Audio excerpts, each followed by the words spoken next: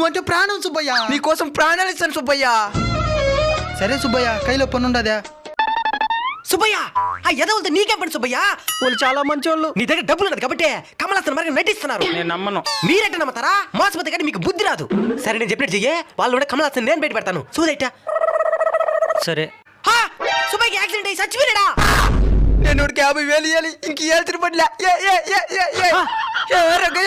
సుబ్బయ్య చచ్చి పుడుతున్నాడట. ఇడు మాత్రం మంచోడురా. నువ్వెందుకు బాధపడుతున్నావా? నువ్వు కూడా 1,00,000 రూపాయలు ఇయ్యద్దా? మన మీద ఉండే నమ్మకంతో బాడీ పేపర్ రాసుకోలేదు. నా బాధ అది కాదురా, రేపే నా కూతురు పెళ్లి. పక్కినిళ్ళ వడిలో పక్కింట్లో సాగు పెట్టుకొని పెళ్లి చేయడం అవుతుందా? సచ్చినంత 2 రోజుల తర్వాత చచ్చుంటావా?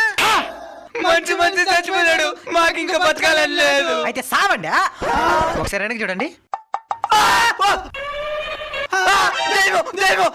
నేను జీవించలేరా? నేను చచ్చేది కదరా, మీ ఇద్దరు చంపేస్తున్నాను. ఇలాంటి జిత్తులు మారిన సమాజంలో చాలా మంది ఉంటారు.